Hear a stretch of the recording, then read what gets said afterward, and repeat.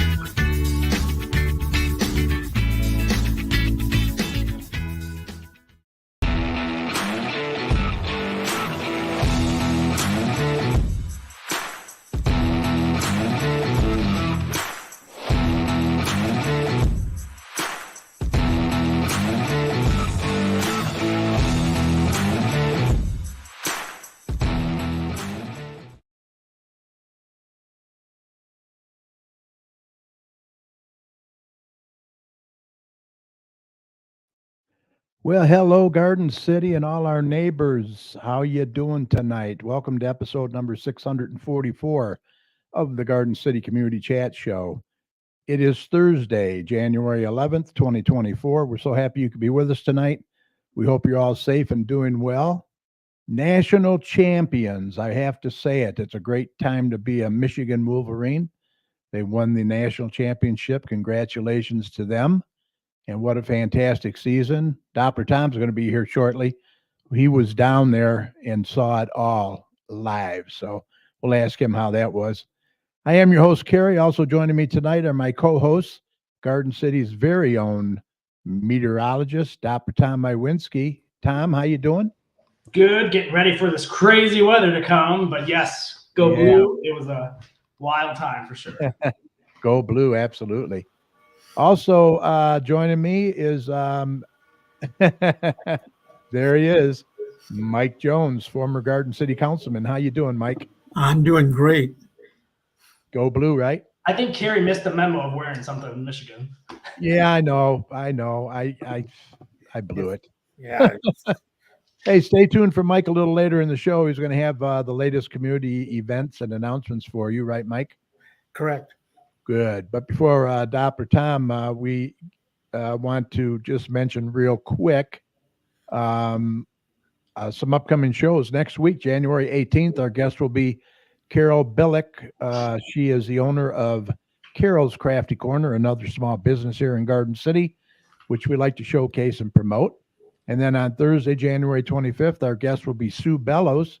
She's going to be here to talk about the AAUW, American Association of University Women. We'll find out what that's all about. They belong to the Plymouth Canton branch. We'll find out more about them. Also, they are putting on an annual children's play that we'll discuss as well. Mike's going to have a little more information on that later on in the show. Tonight, though, we have another good one for you. This is an election year. And hopefully we're going to get as many candidates as we can on the show for you so you can make an informed decision at the ballot box, starting with our first candidate, Brenden McArthur. He's running for Garden City Council. So stay tuned for that. He'll be here shortly, right after Tom's weather. Now, before we get to Tom, let me just mention real quick, if you're watching us live on Facebook or YouTube, go ahead and post your questions in the comment section. You can find us live right now on Facebook at facebook.com/GCChat and on our YouTube channel. Just search for the Garden City Community Chat Show. You can also email your questions to us at gccommunitychat@gmail.com, which is up on the screen right now under my name. And we'll do our best to get those answered for you. I already have a few from you for tonight's guests, so we'll get to those soon. We also want to take a quick minute to say thank you to each and every one of you who listen and support us every Thursday night, not only from our hometown of Garden City, but several of our surrounding communities as well. We really appreciate everyone's support, and remember, we'll continue to promote not only our community, but yours as well. Now, speaking of community, if your organization or community or business has any events or announcements that they would like to get out to our listeners, what should they do, Mike? They should email us, Gary. Absolutely. Email the details to us at gccommunitychat@gmail.com, and Mike will be more than happy to get that information out for you. Remember, you're always welcome to come on the show and promote your business or community as well, or organization anytime. We also encourage any local business to check out and join the Garden City Business Alliance to see what great things they can do for you. For more information, go to thegardencitybusinessalliance.org. All right, let's get Tom in here now with the latest check of the weather and see what the storm has in store for us. And then we'll chat with candidate Brenden McArthur. Let's get Tom in here.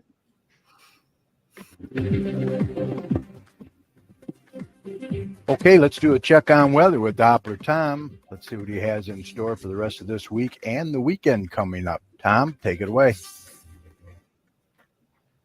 Please tell me it's not going to be as bad as they're saying. It's going to be touchy, isn't it? Let's take a breath. How about that? There's quite a bit to talk about with this. So right now it's not too shabby. A little bit of snow this morning, but now it's a distant memory. It's pretty much gone at this point. Gone. Pretty much all melted. We got about an inch or so as we had some wet snow moving in this morning. And like I said, we got above freezing. We're in the mid-30s at this hour, so pretty balmy for January standards. And overall, we're going to continue to see the temperatures drop. This is going to be a very interesting week of weather, the end of the week and into the weekend. We're definitely going to be seeing overall cloudy conditions continuing for the rest of tonight. Temperatures getting into probably the upper 20s or so, low 30s for overnight temperatures. So not too bad of a night if you're out and about doing any last minute activities or errands. So we should be pretty good on that front. And overall, we still should be pretty good as we get into tomorrow morning as well. We're going to see overall a pretty good dry morning, a cloudy morning. Temperatures will probably get above freezing. We're probably going to get, again, probably into the mid to upper 30s for high temperatures. This will probably be around 2 to 3 p.m. or so, and then things begin to change as we see another storm system beginning to kind of move into our neck of the woods. And this will start out probably as a little bit of rain and snow.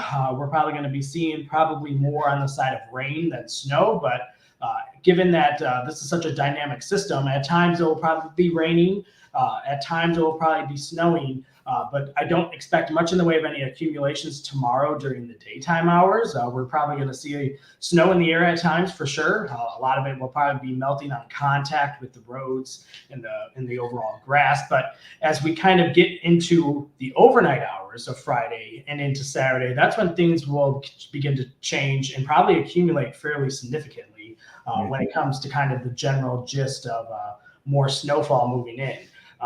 This is a very dynamic system, and it could change very dramatically, very quickly. Right now, we're probably not going to see a major winter event, but that major winter snow band is currently modeled to be about 30 miles away from us. Wow. So that's how dynamic the system could be. If the storm track decides to go a little bit down to the south, that will pull that heavier snow band down, and we could see easily over 6 inches of snow. Ooh. But at this point, I don't see that happening. I see that we're probably going to be on the southern extent of that band, and we're probably going to see some more in the way of lighter snow showers getting probably late Friday, overnight, and into Saturday. And at this point, probably a couple inches of snow is very likely. I would say probably 2, maybe 3 inches of snow is in the cards for us. But overall, another dynamic part of this is as we kind of get into Friday night and into Saturday is going to be the temperatures. Now we're going to be, again, like I said, throughout the day tomorrow into the mid to upper 30s. Going to be cold enough to snow at times for sure, but not accumulate. After midnight, temperatures will begin to drop significantly. We're probably going to see temperatures drop into the below freezing at that point and going into the 20s by the time we kind of get into Saturday, and then getting into the teens Saturday night. So they're just going to continue to drop. And what's going to bring that in is very strong winds. This is going to be a very strong windy system. Those winds are going to start to increase tomorrow afternoon and evening. They're probably going to be into the 30 to 35 mile an hour range for daytime hours. And then we're going to start to see those winds potentially get even stronger as we get into Friday night and into Saturday, especially Saturday early in the day in the morning hours, potentially up to 50 to 60 mile an hour winds. So this could potentially have quite an impact when it comes to potential power outages. There could be potential with issues when it comes to the snow, whipping that snow through as well. There could be reduced visibilities as the system kind of wraps up and moves out of the region. So there's quite a bit to kind of unpack with this storm system, and those gusty winds will continue throughout the day on Saturday, into Saturday night, and into Sunday as well, probably around 40 to 50 mile an hour winds continuing during that period of time as the storm system very slowly kind of exits the region and we start to kind of lose that influence with that wind speed. Again, during that time frame, like I said, temperatures will be dropping. So by the time we get into Saturday evening and into the nighttime hours, we're going to be dropping temperatures back into the teens, and we're going to stay there all Sunday. And overall, the storm system will continue to kind of lose its influence over the region on Sunday. So I don't think there's going to be a whole lot of snow on Sunday. It will probably be drying out with a little bit of potential sun toward the end of the day, but it's just going to remain very cold. Teens throughout the entire day, single digits for overnight lows Sunday night into Martin Luther King Day. So I know Sunday is a big day in Detroit, but overall, we're definitely going to be seeing quite a bit of a cold day out there with significant wind chills well below zero. Wind chills, probably peak wind chills will probably be around maybe minus 15, getting into probably Sunday night into Monday morning. So overall, we'll have to just factor that in, and we're going to continue to see this very cold air continuing starting into early next week, but drying things out as that storm system kind of is out of the region, but staying very, very cold behind the system. So Monday and into Tuesday, we're going to see again high temperatures remaining in the teens and low temperatures in the single digits. Again, each morning could have wind chills near minus 15 as we get into each morning out there from Monday and into Tuesday, and even into portions of Wednesday. By the time we get around mid to late week is when things begin to kind of warm up, relatively speaking. We'll probably get back into the 20s, the teens into the 20s for high temperatures and teens for the lows. So it's not going to warm up significantly, but a little bit is better than nothing, I suppose. And we're going to keep this kind of colder air through probably the next few weeks. Maybe there's going to be more of an active pattern toward the end of January as well, I see. So there's going to be more snowstorms down into the pipeline as we get toward the end of January. This should not surprise anybody. This is winter, but we just have to take one storm at a time with this. And overall, we're going to be seeing a very dynamic system move into the region late in the day tomorrow and continuing through Sunday morning. So we're going to see quite a bit of an active period when it comes to rain, changing to snow with very strong winds. So let's take a breath. Yeah, really. I know there's quite a bit to talk about with that. And what I'm going to be doing tomorrow is kind of updating that website and my updates with that to really break that down even more for people to understand as we get into the storm system. So go look at it on the website. But overall, this storm system will be not just affecting us, but affecting the entire United States. Right now, it's moving into the central U.S., and it's heading up into the Great Lakes. There's going to be a very significant blizzard across the Great Lakes. There's going to be over a foot of snow in some locations, especially across western Michigan, especially across northern Michigan, into the UP, Wisconsin, Iowa. There's going to be a very significant snowfall with this system. And right now the track is just for it to go right over us, which basically means is we're going to see that snow just north of us. That's kind of how that goes. If the track goes right over us, the snow is to the north. If the track goes, say, across Columbia, Ohio, obviously you kind of kind of think that the snow will be north of that, which would be right over us. So that's kind of how that goes. with storm systems in the wintertime. So overall, that's kind of the general gist of it. It's going to be very busy over the next couple of days. Wind chills are going to be a factor as well as we get into the end of the weekend and into next week as well. And maybe warming things up a little bit as we get toward the end of next week, but we're going to be in winter's grip for quite some time. So keep tuned to my website, DopplerTomsWeather.com, and it will keep you updated as winter comes in with vengeance. Yeah. You ain't kidding.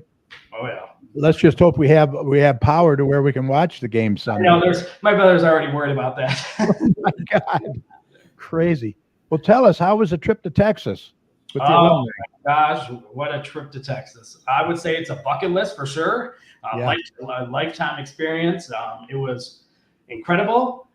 We flew in Sunday morning. We did get delayed a little bit because of that snow Sunday morning, but no big issues. We got there. We checked in. We had a pep rally that Sunday evening, getting kind of amped up before the game. We were listening to the marching band and all that fun pep rally stuff, and then we kind of wrapped it up for the rest of Sunday. Monday, we kind of took it easy throughout the morning hours, kind of just hang out at the hotel because it was going to be a very long night. So we kind of snuck in a little nap or two, but we then kind of got loaded up around the afternoon hours, and we pretty much headed to the tailgate, which was during the afternoon hours before the game for a couple hours, which was inside because there was very strong storms down there at the time as well. About 20 miles north, there was 2 tornadoes. So that's how crazy the weather was down there at times. But overall, all that crazy weather stayed outside of Houston, and we stayed dry. We were inside the tailgate. There was food, drinks, all that fun stuff. The president of the university spoke. They're going to try to keep Harbaugh. They already were talking about that. Yeah, let's hope, huh? Because there are rumors that he could be departing. But other than that, the game started. We were in there. It felt like an earthquake the entire time. That's how I would describe it. It was absolutely incredible. It was loud. I would say there's easily threefold more Michigan fans than Washington fans in that stadium, in my opinion. I think so. But I think we overshot them as well, so if we couldn't even hear them. But I did lose my voice a little bit, as you could tell, from all the yelling and cheering that was going on during the game. And overall, it was a very great experience. Once in a lifetime experience, I would say. I just can't really describe it because you had to be there, but it's just Mike knows how the big house is and kind of amplified that about 2 to 3 times that. Right, indoors. Yeah, it's really loud. Same thing that you were inside. Yeah. Well, what was even better is they won, so that made it all worth it. By the time half round came around, there was a little anxiety starting to build a little bit, but they came through and they good. I'm glad you enjoyed your time, and that was great. Awesome, very awesome. I enjoyed it from my recliner. Yeah, I did too. And now, just like Mike, I have swag on the way. So cool. I got some swag. I forgot to wear it tonight. I'm so stupid. All right. Hey, have a good night. And, go run and get it. No, just kidding.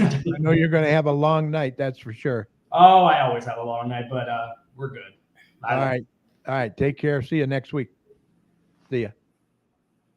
All right. Very cool. Very cool. Who else we got in here? We got about 5 in there. I can't see. I did want to mention Patty Fix is in there. How you doing, Patty? She says, hello, everyone. Ed Wilhite from Hog's Backyard Barbecue. How you doing, Ed? Also, Mrs. Chat's in there. Good to see you guys. Thank you for joining us. All right, let's introduce our guest for tonight. We are pleased to have with us Mr. Brenden McArthur, a candidate running for Garden City Council. Let's bring him in here. How you doing, Brenden? Hey, guys. I'm good. How are you?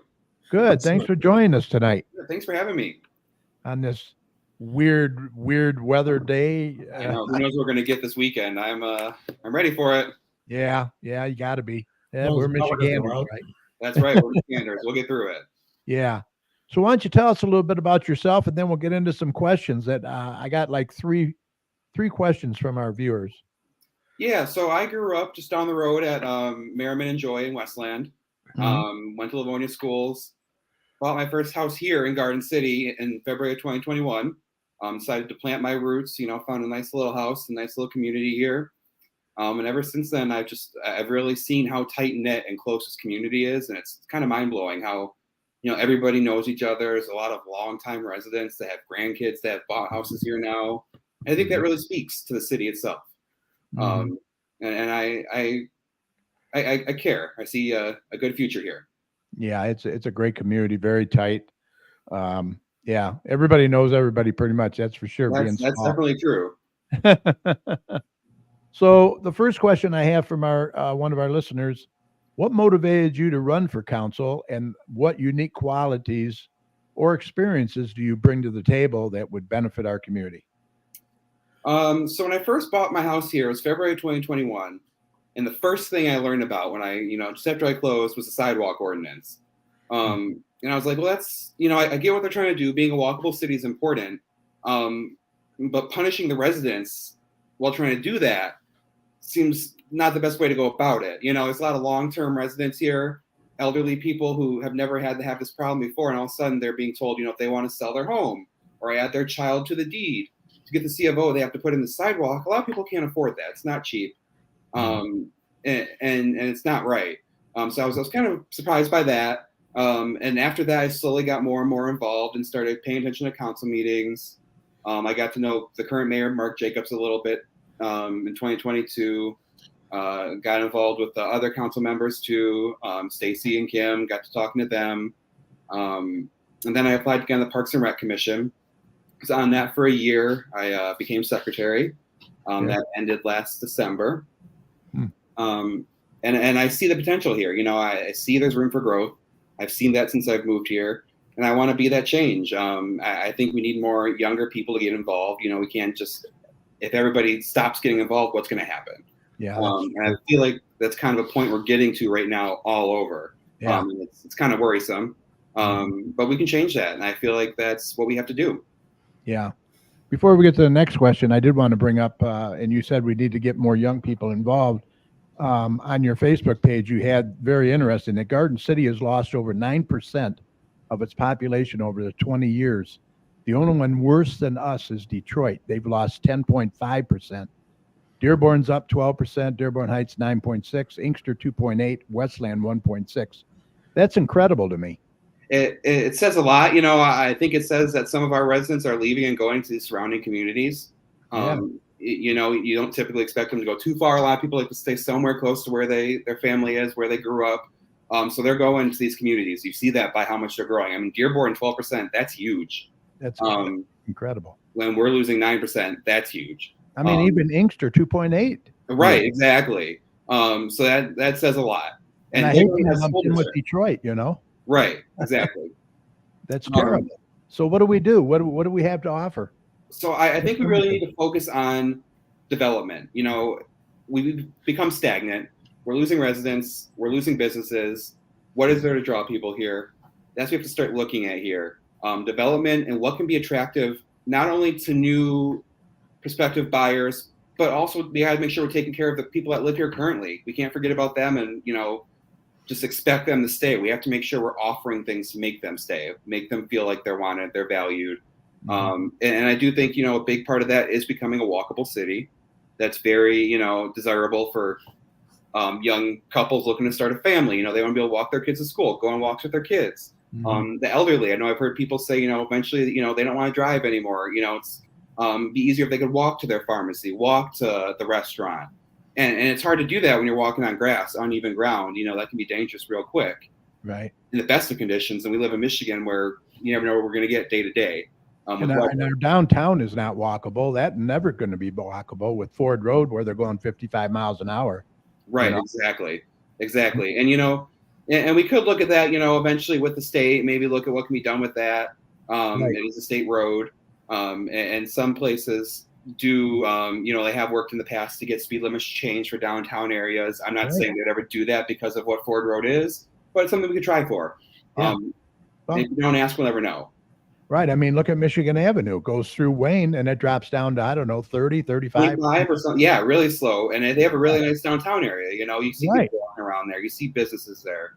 People, when they're flying down Ford Road, they're not going to notice what Garden City has. No, exactly. You're in and out of it that quick. Yeah. So Exactly. I don't know. And I also think we need to focus on improving, our downtown area, as we talked about. I think there's a lot of potential there. The old Orion Jewelers, I could see that being a cool brewery, restaurant, something different, something Yeah, that's that was attractive. sold, I guess. Yeah. Was Orange it? Jewelers. Okay. I Yeah. didn't hear that. Yeah. Last time I drove by, there was still a sign on it. Yeah, I understand it's been sold. So That would be good. I hope something, different goes in there. It's a great building, has great bones. yeah. So I'd love to see that used. Maybe put some lofts upstairs in those buildings. Mm-hmm. And then we talked a little before the show. We have the old car dealership down on Ford Road that's been vacant. That's a waste. Yeah, that Right. property, huge.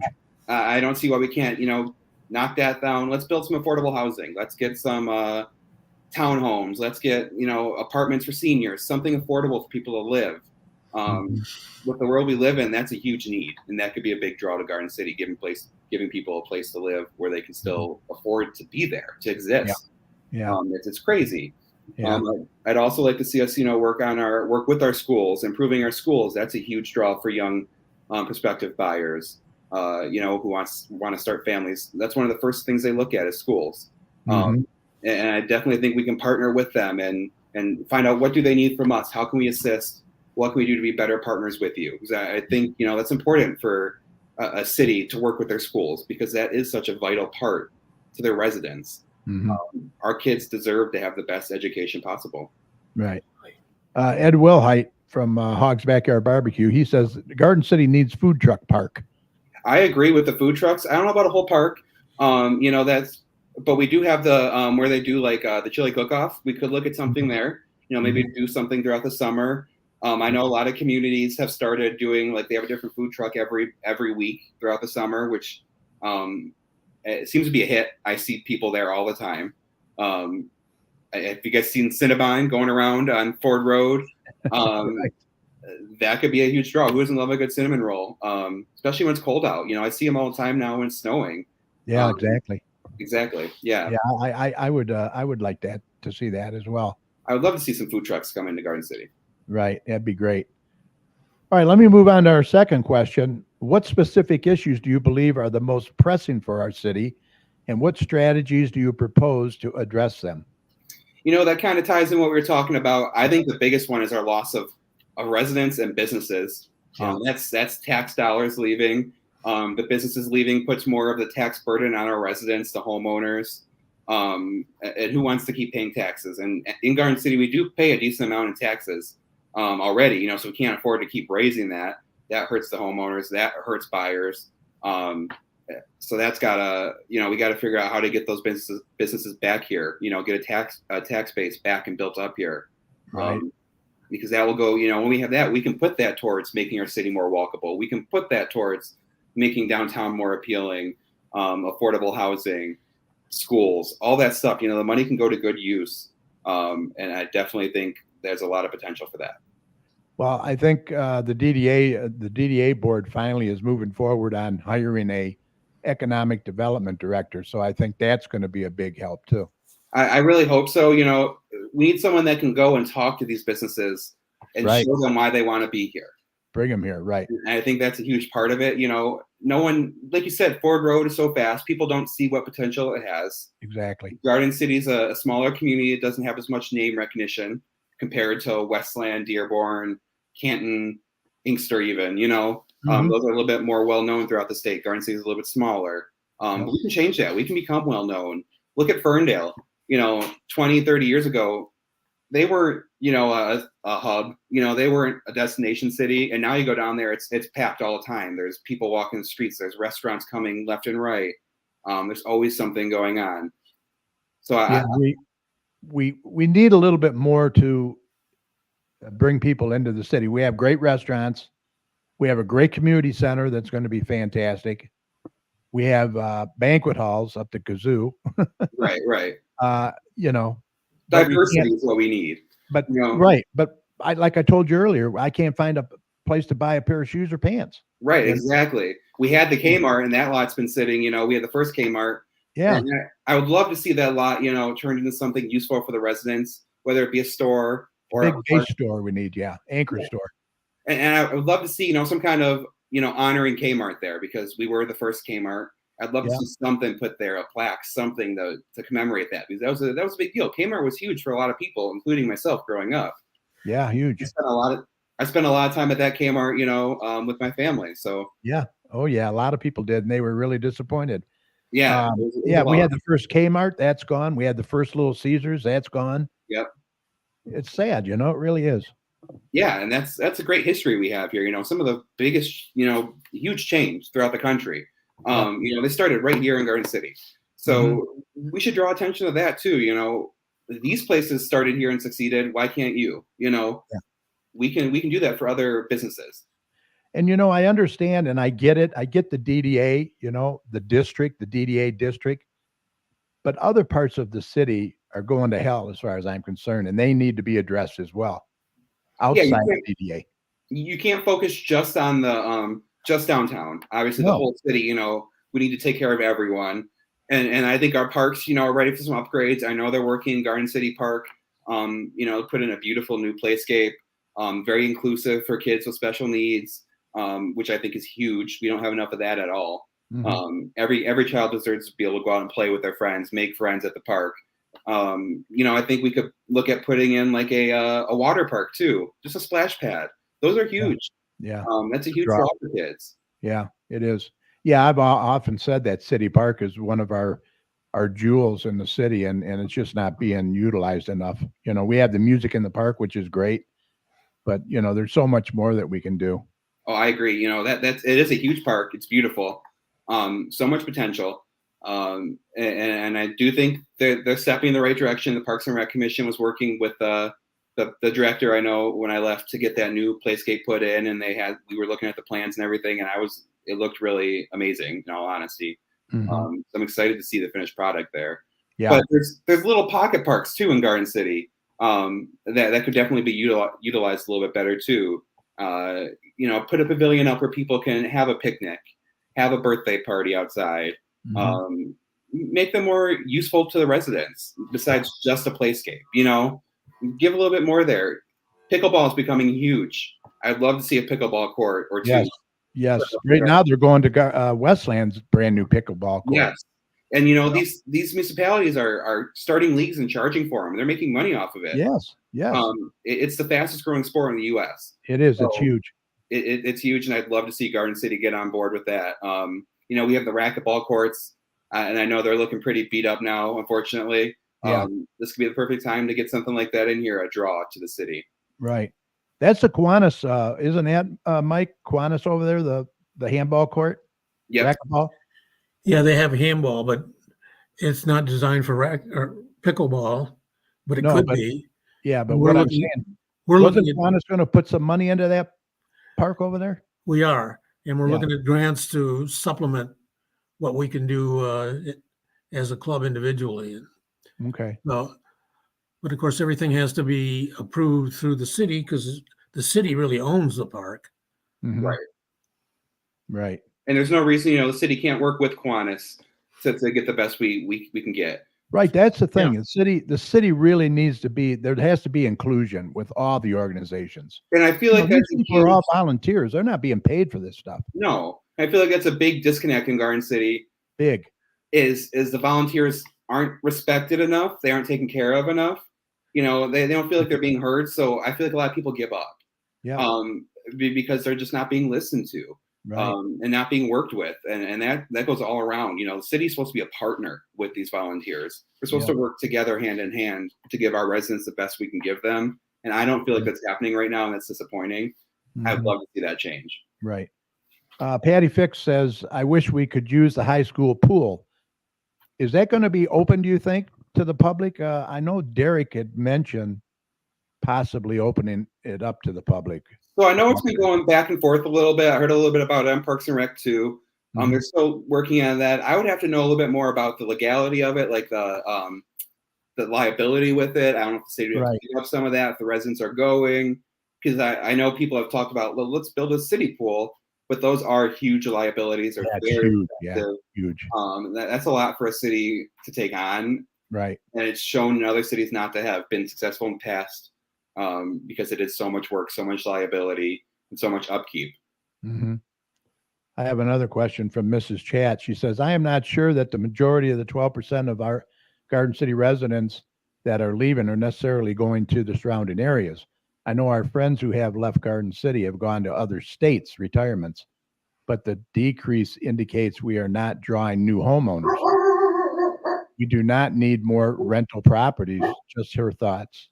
No, and I agree with that. And like they're putting those townhomes over on Pardo, I believe. Excuse my dog. That's okay. I'm a little dog. excited out there. But I know they're putting those townhomes in, and a lot of residents weren't very happy about that. Right.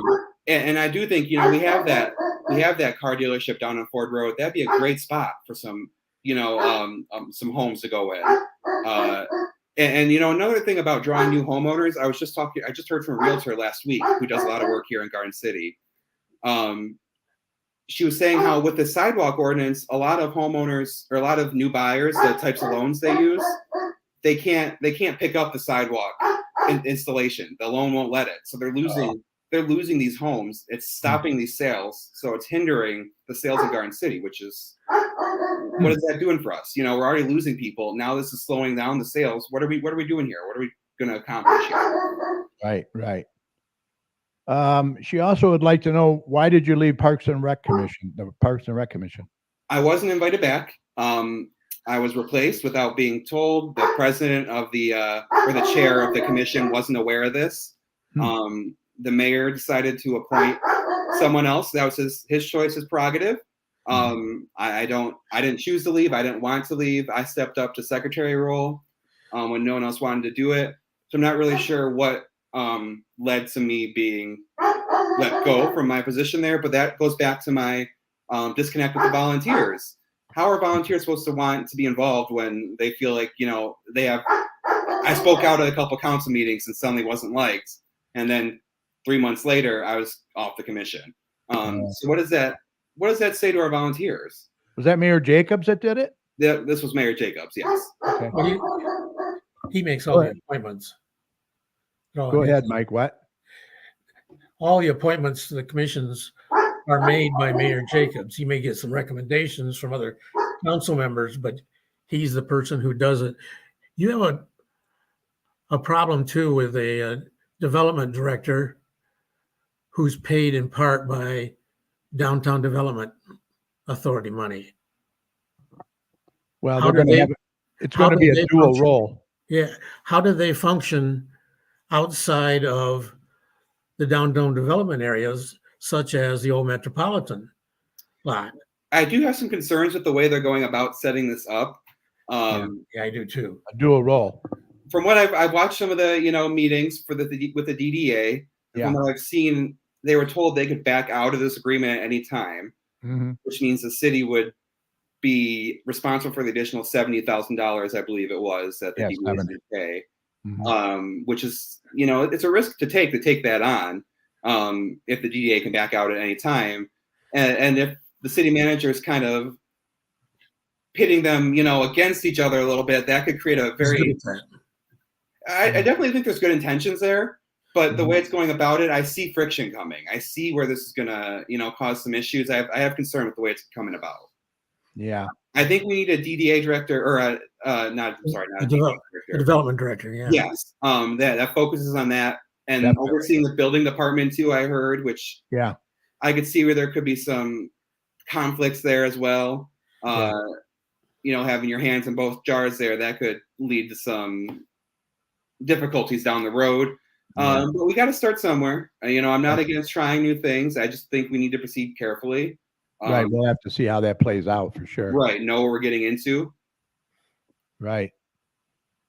Michael Bengal. Do you know Dominic King? I do not. No, I've not met him. He's running for council too, I guess. I will look to get in touch with him. I'd love to talk to him. Yeah.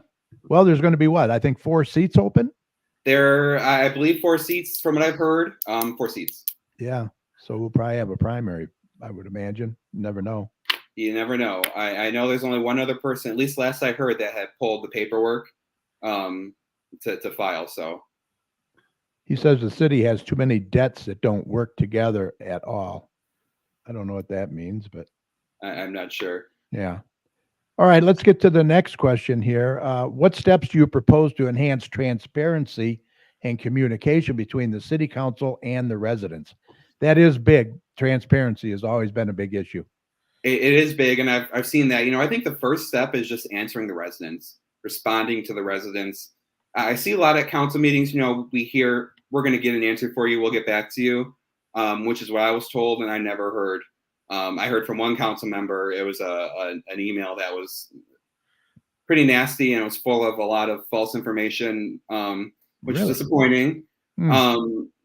But I never heard back from anybody else. And I've heard that from numerous other residents too that I've talked to, that you just don't get responses. As a council member, I want to be accessible. If you look at my flyer I'm putting out, my cell phone number is right there. My personal cell phone number. Call me, text me. Yeah, we're gonna get. Facebook me. I'm gonna put your fundraiser coming up too on the screen. Yeah, shortly. Yeah, but I want to be in touch with my residents. Even the last council meeting, that woman came up. I guess she's having flooding issues or whatever. I've seen her at a couple meetings now. Yeah, and she's begging people from the council to come out there. I guess Mayor Jacobs knows about it, but now nobody goes out there, and now they said, okay, we will come out there. So I hope she gets it addressed. But it shouldn't have to get to that point, in my opinion. She shouldn't have to come begging 5 times, almost in tears, because her home is falling apart and no one's trying to help. I think that's just awful, and it's a terrible way to treat residents. I believe in a government by the people, for the people. We're elected to represent those who elect us. It's supposed to be listening to them and what they want, not what I want, not what each council member wants. Yeah, that's right. Exactly. You represent the constituents. Exactly. They put you there, so you basically work for them. And I'd love to see more town halls. I know Stacy and Kim are doing one every first Thursday, I believe. Yeah, I think Jacobs is too, I believe. Which is great. Mark Jacobs is doing it as well. Yeah. But I've never seen anything with council together, outside of a council meeting. Why don't we have, a Saturday morning coffee hour where they're all together? Mm-hmm. Why can't we talk to them all? And a lot of them I've never seen do anything outside of a council meeting, which is, if you're not listening to the residents, how do you know what they want? If you're not engaging with the community, how do you know what they want? And I'll be honest with you, when we have a ribbon cutting, it's hard as hell to get anybody from the council to come. I very few notice that. Yeah. And if you're not, interested, if you're not, as involved as you used to be, I know a lot of people have been on council for a long time. They're probably, kind of getting kind of sick of it. And I understand that. But step down and let someone else who's ready to get up there and be involved in the community do it. I appreciate everybody's service. I don't want to come off as I don't. I know a lot of people have spent a lot of time on council, on different commissions in the city, and that is huge. Mm-hmm. But you got to stay involved if you want to be on council. Yeah, you have to stay connected. Michael Bingo says the DDA, the Business Alliance, the Planning Commission, none of them work together. They're on the same page. Why can't they work together? I don't know why Garden City can't work together. Even council, when you watch meetings, you can tell they're not working together. Yeah, that you can feel the disconnect when you're sitting in that room. Yeah, that's what he's saying, the disconnect. Yeah, and you feel it. And I can see why that would deter residents from coming here. Or, maybe make residents want to leave.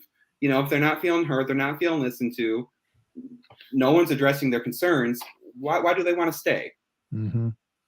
Well, yeah, that brings, that's a question I have. Since our last election, when people wanted to vote for change, what changes have you seen, if any?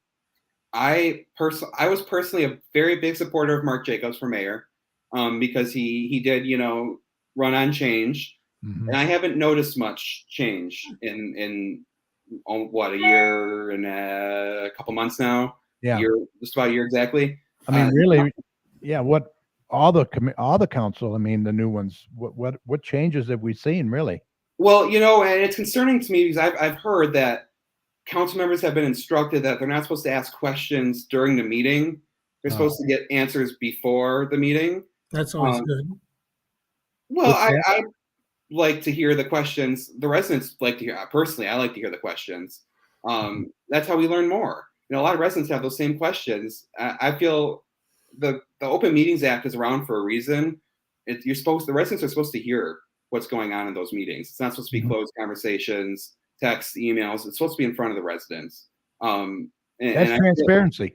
Exactly. That's transparency. That's how residents know what's going on. That's how they know where their money is going, what's being done in their city, what's being done for them. Being open and honest.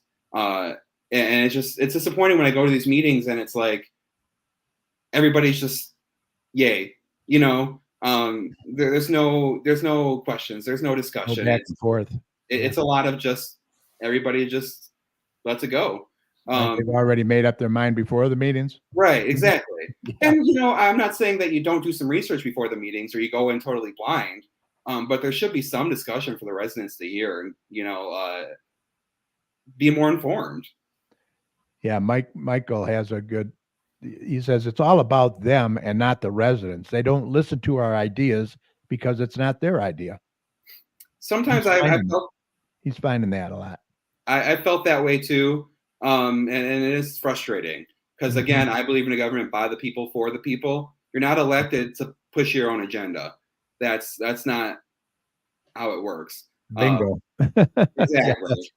Yeah. And in past councils, we've had that where they've had their own agendas for sure. I've heard a lot of stories. I've talked to a lot of long-term residents. Yeah. I've heard that it's been, like you said, there's been a long history of disconnect and lack of transparency. So I really want to see that change. I think that would be a huge first step in showing residents, business owners, potential residents that we are ready and committed to making that change. Okay. And finally, how do you go about addressing the blight? The blight seems to be getting worse. You're seeing more trailers and boats and travel trailers parked illegally at homes, cars all over their front lawns, their backyards. And I've heard that from a lot of people too. And I've heard, how cars are blocking sidewalks. And they made this big push to be a walkable city and put in the sidewalk ordinance. But if you're not going to enforce, your ordinances that are already in place, to stop blight and to stop, sidewalks being blocked, what's the point? And I think that comes down to working with our public safety department, making sure we have the same goals. We are enforcing these ordinances. We are cracking down on blight. Because you're right, that is a deterrent for people. Why, if they drive in and look at a house and they see, like you said, trailers, broken down cars, junk, right. I know, I'm not saying anything, and I don't know if Mark Jacobs does this, but I know the previous Mayor Walker, used to always go on blight runs with the chief, and they would write down addresses and they would address the blight. Maybe we need to start doing that again. Have these blight runs. Or get residents involved that way. And I do think they are working on some kind of resident program. I've heard something. I think the last meeting got canceled. But definitely something. We're monitoring it. We can't just let it get out of control, or else we're going to keep going down. Right. Not a good way to go. Exactly. I mean, when you have rental properties, they don't want to cut the grass or anything. I mean, it's terrible. I agree, and we got to enforce it. We got to ticket. We got to, hold people accountable because we have a beautiful city. We need to keep it that way, and we can't let it just go down. Garden City's Garden City for a reason. Yeah, we need to keep it that way. Right. We have the Garden City Garden Club. They want to beautify the city, and let's keep the garden in Garden City, right? And I feel like that comes back to lack of being on the same page all over. Yeah. Right. You're right. Well, let me just see if there's any other. Michael Bingo's in there. Patty Fix, Elizabeth Weaver. How you doing, Betty? Good to see you. Long time no see. We just had Sue DiGiorgio's in there. She says that it's already out of control, blight. And I agree. And Sue's the other one that's pulled paperwork to run for council. Okay. So I've been in touch with her. We'll get her on the show hopefully. Yes, yeah, we have some of the same goals. And I do think that's a start to move in the right direction. Getting like-minded people that are willing to work together, and not create divides, not listen to the residents. I think that's what we need to do. Yeah, and address their issues. That's the main thing. Address the issues. Mike, you're a former councilman. Do you have any advice for Mr. McArthur? Knock on as many doors and talk to as many people as you can. That is my plan. I want to get out there and hear from residents. Get your name out there. Yeah. Yes, I just ordered some Hopefully flyers. this will help too. Yes. And I just ordered some flyers to give out so I can start knocking on doors so they can, have my contact information, know a little bit more about me when I walk away, and do some research. I want to be available. I want to be open. And as you can see on the screen, I am having a kickoff fundraiser January 28th at Renegades on Ford Road over here. From noon to 3. I'd love to meet anybody who wants to come by. You don't have to donate if you come. I'd love to just talk to you. Feel free to stop by. I'd love to see you. Awesome. All right. And that's January 28th from 12 to 3 at Renegades, 33729 Ford Road. And you're keeping it in Garden City. That's good. Yeah, Renegades is I'm friends with the manager. My friend works there. It's a good place here in Garden City. It's a fun place. So hope to see you all out there. Awesome. Well, look, I want to thank you for coming on the show. I think you answered quite a few questions, and I think we're on the same page on a lot of this stuff. And if you're elected, we're going to hold you to it. Please do. I want to keep hearing from you. And throughout my campaign, if you guys ever have anything you want to talk about, give me a call. You have my number, and I appreciate you guys having me back on. Right. Well, we wish you all the luck in the election, and feel free to come back anytime. And if you're successful, definitely come back. That sounds great. Thanks, guys. Have a good night. You take care. You too. Thank you. Bye. Bye. All right. Well, that's our first candidate. What do you think, Mike? Yeah, we need some fresh blood on the council, so it'd be nice right. to have we some need young people that are involved. We do. Yeah. We need the younger people involved. Yeah. Yeah. John Murray, put my name in. In what? You putting your name in the hat? We said young people, John, young. Once again, you can contact Brenden at McArthur for garden, McArthur for GC at gmail.com, or call him, his personal cell phone, 313-550-1715. And don't forget his kickoff for fundraiser is Sunday, January 28th from noon to 3 p.m. at the Renegades, located at 33729 Ford Road. I'll give you that information again at the end of the show. All right, moving on. Next city council meeting is going to be Monday, January 22nd. Our anniversary, 52 years. Really? Congratulations. Yeah, thank you. I didn't go to the last meeting. I thought they should have canceled that last meeting. Yeah. The football game that exactly. night. Yeah. Well, Mark seemed to want to push it quickly, but then Zach King got up there talking about computers. That took a while. All right, the meeting is January 22nd, 7 p.m. The council chamber is located at 6000 Millbelt Road. These meetings are a good way for you to get involved and voice any concerns that you may have as well. All right, let's see. What does John Murray have to say? You got it, Mr. Jones. I'm seasoned. Yeah. That's one way of describing it. Yeah. Yeah. If you're seasoned, I'm They beyond seasoned. Yeah, they used to call me salty too. Yeah. Oh, all right. We will get Mr. Mike Jones in here now for some community announcements. Are you ready, sir? I am ready. All right, here we go. Cue up the music. Well, that'll be the day when you say goodbye.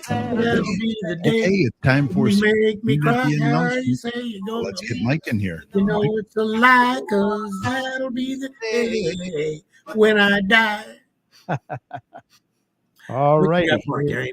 Here we go. We got a few new ones and a few old ones. Game room at the Radcliffe Center is now open. It's free for 15 and older.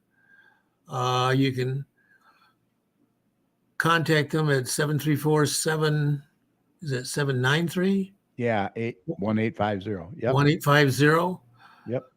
Open during building hours, Monday through Friday from 8 to 8:30 to 8 p.m. 8:30 to 8, and Yep. Saturday from 9. 9 to 4. Yep. Mobile notary services. Are you in need of a reliable mobile notary service? Look no further than our team of experienced and professional notaries. Services include power of attorney, wills and trusts, real estate transactions. Contact the Notary Babe at notarybabeshannon.com. Computer lab is open with brand new computers and Yeah. monitors. Underused. Yeah, it's open on Mondays from 9 to 2, Fridays from 2 to 7. It's, as Carrie says, it's definitely underused. There's a lot of potential there. Yeah, Yeah. Look that's at a good that. view of it. Look at it. Yeah. It's beautiful. Beautiful. People need to get in there and use that. Yeah. Carpet cleaner, Dennis. Contact him at 734-299-6496. They do tiling, grout, upholsteries, auto, floods, carpeting. Yep. A past guest on the show. Yep. Wayne County Veteran Services, every Tuesday and Thursday from 8:30 to 4:30, located at the Radcliffe Center, and the American Legion Department of Veteran Affairs, every Tuesday from 9 to 3. You can get all your questions about benefits and so forth straightened out right here in Garden City. You don't have to go all the way downtown anymore. Yeah, that is huge. That is huge. Garden City Gift Shop and Cafe, 1751 Radcliffe Street. They have all kinds of Garden City merchandise.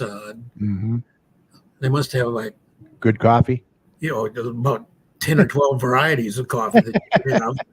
You just have to figure out what buttons to push. Yeah, you can get all your Garden City apparel there. That's for sure. They have everything. Yeah. That's where I got my Owen Strong t-shirt. Here's our guest that we had at Commission on Aging, Right. Stephanie Peters. Stephanie Peters, Angels AIDS. Yep. Amplify our Angels' quality of life. They do all kinds of things to help, especially seniors and people that are partially disabled or whatever and can't do some of the stuff for themselves anymore, but still want to live in their home in Garden City. Right. They'll do housework, cooking, lawn work, all kinds of stuff. Yeah. Spring and summer are going to be her real busy times, I guess. Also, transportation services. That's real good. Yeah. Better than paying $3 for limited one-way transportation for Nankin Transit. Right. Right. Yeah. Her phone number is 248-818-5334. Yep. Oh. Tech Talk with Julie, one-on-one appointments the first Monday of each month from 4 to 6, and every Thursday from 1 to 4. So that's the one-on-one appointments on Mondays. That's February 5th, March 4th, and April 1st. Mm-hmm. And the Thursday ones continue on every Thursday from here now until the end of April. Yeah. That's You call Danielle at 734-793-1856 to make an appointment. right. Joe wanted me to make sure we got this out there. Oh, yeah, the open house. Yeah. He's moving his business to 30900 Ford Road, Suite G, next to the Lemon Law building there on the north side of Ford. Yeah. Just east of Merriman. And he's having an open house on Saturday, January 15th. Monday. Monday, January 15th from 2 to 4. Yep. Going to be door prizes, with one being a free tax return. So that's big. Yeah. And this is the building that he's at. The Lemon Law's down here. He's on the side over here, his entrance. He doesn't have a sign up yet. That's, I guess, in the works. But it's 30900 Ford Road. I'm sure everybody's seen this building. You just go around the side here and go in that side entrance. So we will be there. We will see him January 15th for the open house. Triple Productions presents the Tres Amigos at the Notre Dame Hall. Mm-hmm. Food and drinks available for purchase, a lottery tree, a mystery gift raffle, They're located at 3144 South Wayne Road, and this is going to be on January 20th. Tickets are $25 in advance, $30 at the door. Wow. Yeah, that's going to be big. Yeah, doors open at 6. Show starts at 7:30. Trivia Wednesdays at the Radcliffe Center.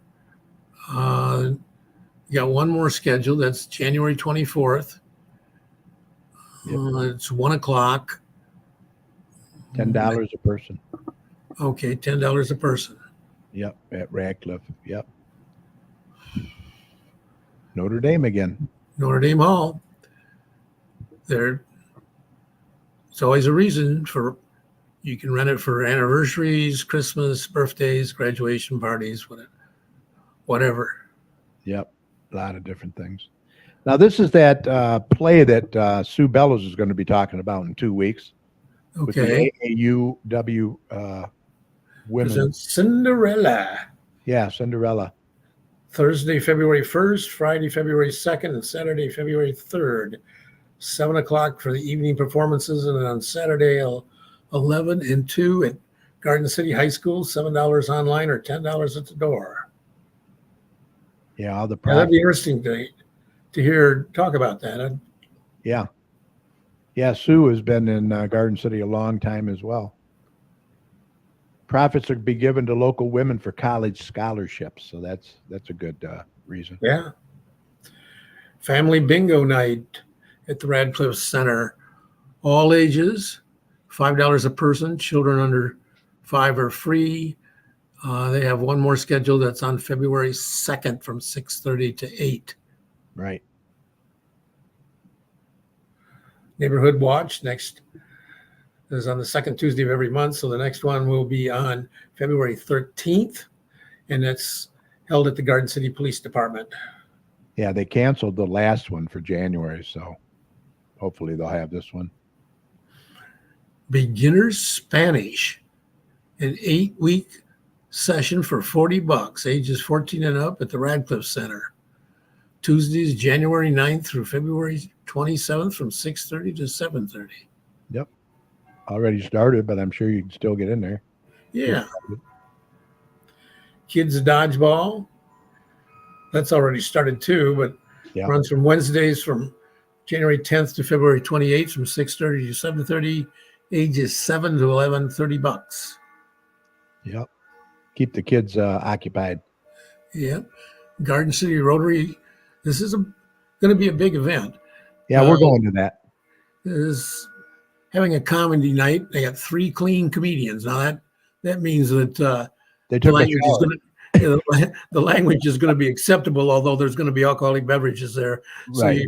So the kids can't come anyway. Tickets are $25. It's at the Radcliffe Center. Doors open at 7. Showtime is at 7:30. Mm-hmm. And this is for the Garden City Rotary. Yeah. Yeah. Yeah. It doesn't mean they took a shower. It just means Yeah. it's not a bunch of cussing, I guess. Yeah. This is a big one too. Jerry just gave me this. He wanted me to get this up there. Celebrate Valentine's Day with Party Animal Productions and Steve King and the Diddleys. Yep. Oh, boy. A little hard to read. Sunday, February 18th. Oh, my son Jason's birthday. Brunch and show, only $79. A fundraiser for St. Jude Hospital. So that's a Good cause. I see their commercials all the time on TV. cause. They do great work. Yeah. So yeah, you can celebrate Valentine's Day with your loved one.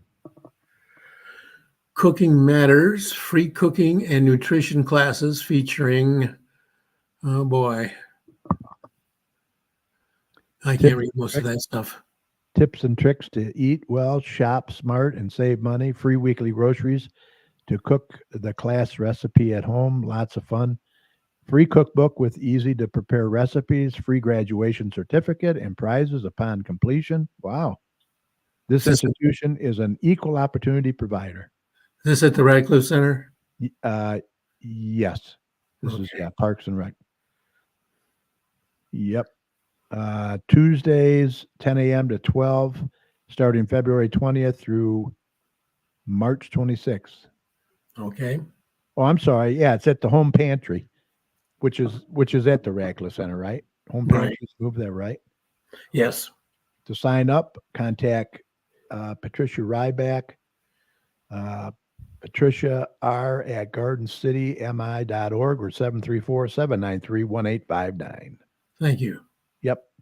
That was hard. Okay, Garden City PTA Council, their big event, Founders Day, save the date, Wednesday, February 28th from 5:30 to 9 at the Hellenic Cultural Center, 36375 Joy Road in Westland, Michigan.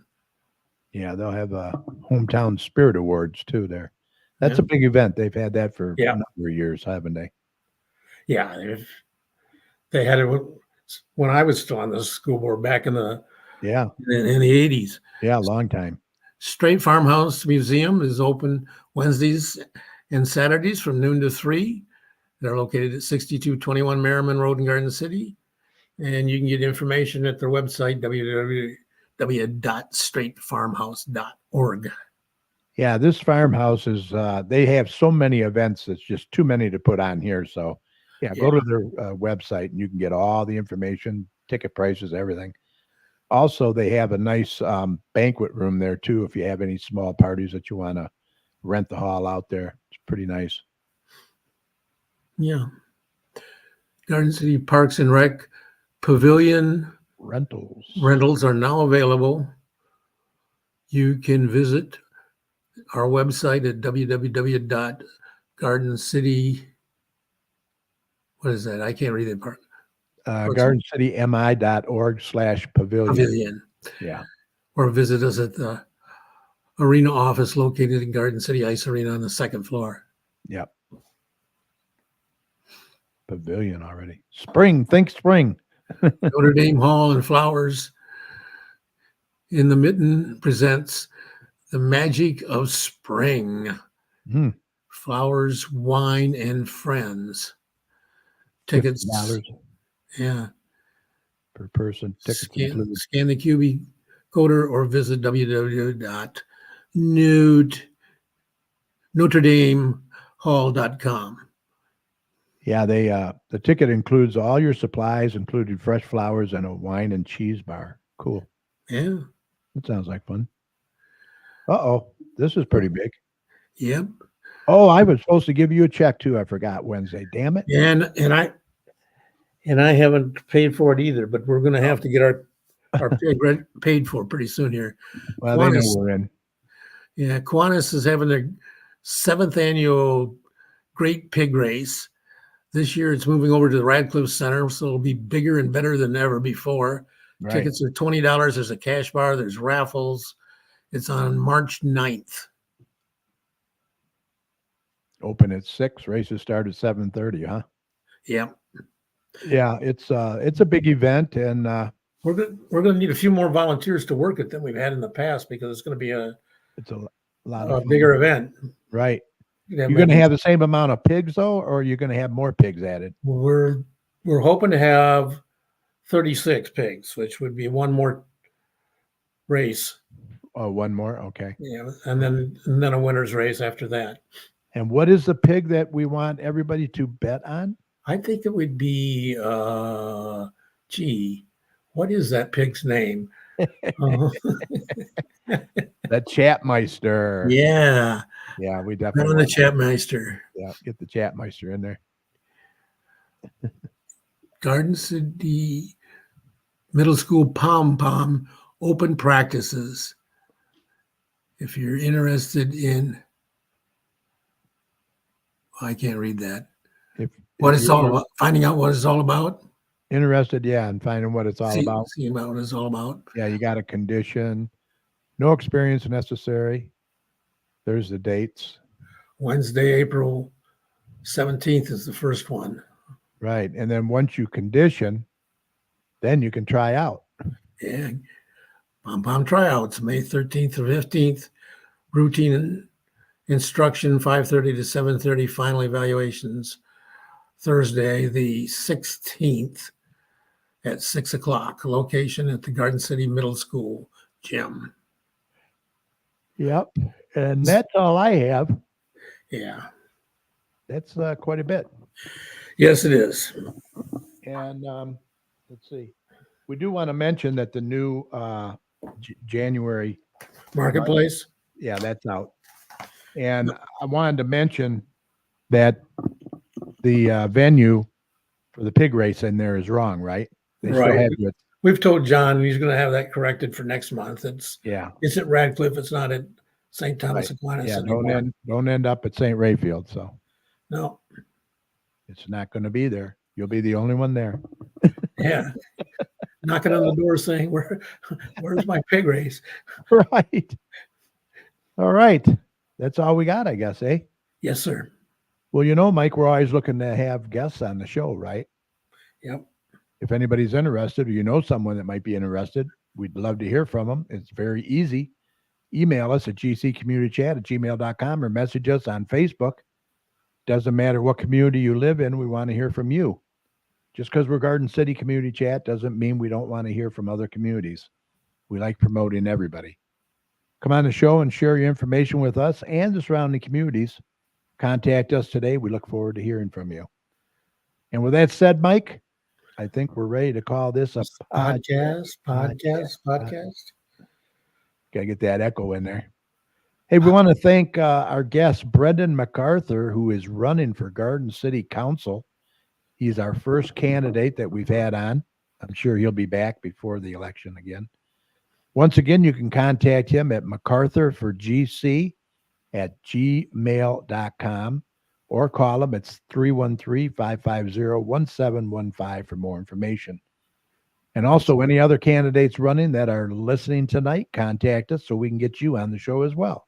Right. Love to hear from you and see what plans you have as well for the city. A big thanks to my fantastic co-host, meteorologist Dr. Tom Iwinski, and Mike Jones. Great job as always. Mike, any final thoughts? Incidences of flu and COVID and RSV are going up. Yeah. And can't Scary again. encourage people any stronger than to get vaccinated. Even if you come in contact with the disease, you're a lot less likely to be hospitalized and seriously injured. Yep. Also, a huge thank you to each and every one of you for sharing part of your time with us tonight. We hope you enjoyed the show. We appreciate your support over going on 14 years now. May will be 14 years the show has been going. Don't forget, this show will be available right after we sign off tonight on Facebook. So we hope you'll catch it later at your convenience, especially if you tuned in late tonight by going to facebook.com/GCChat. And feel free to share the show with your friends as well. Also, catch us on our YouTube channel. Just search for the Garden City Community Chat Show. You'll find not only this show, but all of our past shows as well. Just click on the live tab on our page, and we hope that you'll subscribe by clicking on the subscribe button as well. We appreciate it. And as always, at the end of our shows, we like to thank all the healthcare workers, first responders, police and fire, everyone on the front lines who serve and protect us every day. We can't thank you enough. Be safe, and we want you to know that you and your families are in our thoughts and prayers every day. And whenever you see any of these heroes, please let them know how much you appreciate them. Also, keep the Gibbons family once again in your prayers with Owen. I guess he's progressing and back to school, from what I understand. Well, that's great. That's great. Remember, the success of a community depends on the community, so please support your local businesses. And please don't hesitate. Like Mike said, vaccinate. Get that COVID booster and your flu shot, your RSV shots. Remember, you're not only protecting yourself, but you're protecting others as well. And Mike, if you see something, say something. Exactly. We need to look out for one another out there. I also want to thank the DPS people that are going to be out probably plowing and salting all the roads too. We have to thank them. They do a great job. Yes. Stay tuned for weather emergencies and get your cars off the street. Yeah. When it's a snow emergency, don't park on the street. 3 inches or more, it's a snow emergency. For all your weather information, make sure you head on over to DrTomsWeather.com. It's a great user-friendly website. He said he'll be updating it constantly throughout the night, throughout the weekend.